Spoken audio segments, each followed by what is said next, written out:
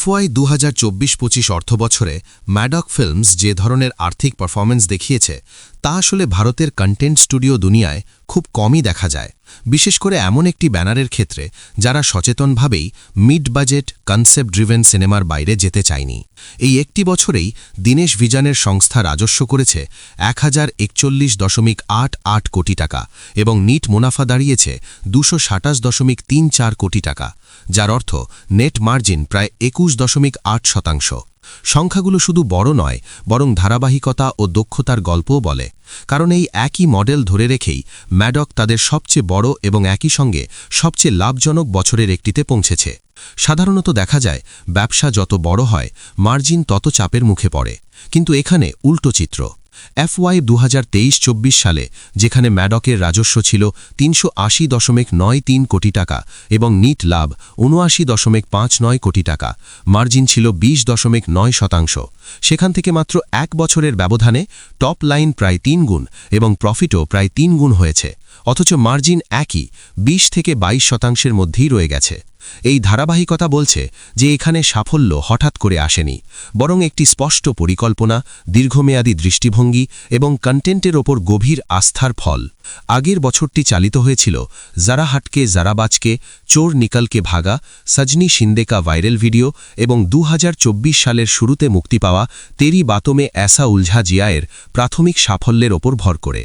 আর FY 2024-25 পুরোপুরি সেই সিনেমাটির পূর্ণ মনিটাইজেশন, মুঞ্জিয়ায়ের ব্রেকআউট সাকসেস এবং স্ত্রী 2 এর প্রাথমিক দৌড়কে একসঙ্গে জুড়ে দিয়েছে, যা সবই ম্যাডকের দ্রুত বিস্তৃত হওয়া ম্যাডক হরর কমেডি ইউনিভার্স বা MHCU এর অংশ।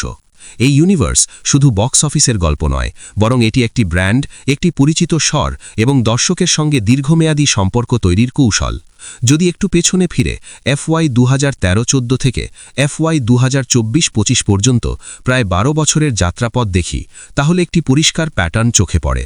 একসময়ের ছোট, তুলনামূলকভাবে অনিশ্চিত, মাঝে মধ্যে লোকসান করা একটি ইন্ডি ব্যানার আজ এমন এক মিড সাইজ স্টুডিওতে পরিণত হয়েছে যার গড় মার্জিন এখন বলিউডের বহু বড় কর্পোরেট ব্যানারের সঙ্গে তুলনীয়।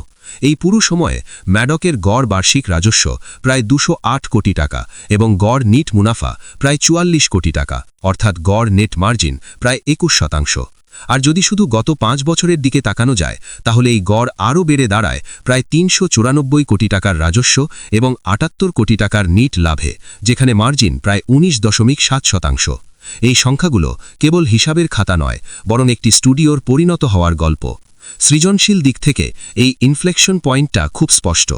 2010-এর মাঝামাঝি সময়ে বদলাপুর এবং হিন্দি মিডিয়ামের মতো ছবির মাধ্যমে ম্যাডক প্রথম বড় করে নিজেদের পরিচয় তৈরি করে যে তারা কন্টেন্টকে কেন্দ্র করে হিট বানাতে পারে। কিন্তু আসল ব্রেকআউট আসে FY 2018-19 সালে, যখন স্ত্রী এবং লুকাছুপি একের পর এক সফল হয়।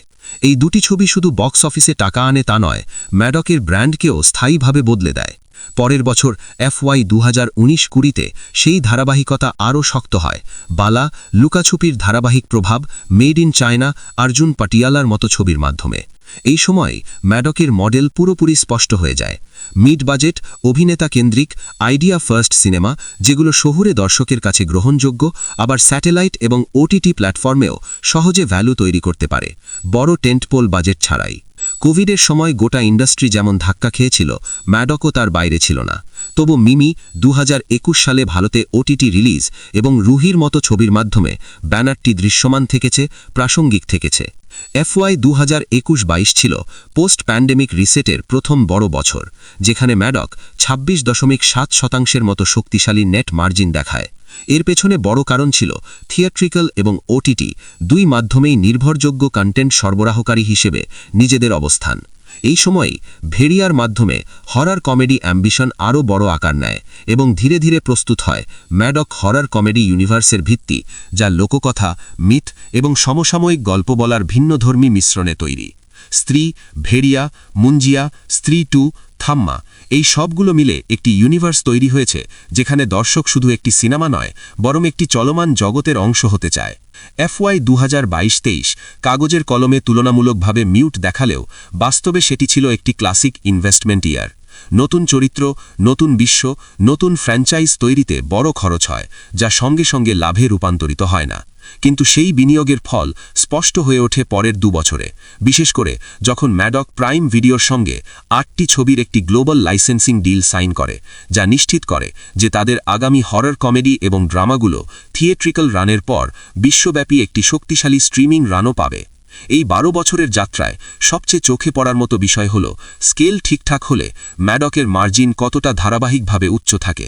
অনেক লেগেসি ব্যানার আছে যারা বড় রাজস্বের বছরে এসে লাভ হারিয়ে ফেলে। ম্যাডক সেখানে ব্যতিক্রম।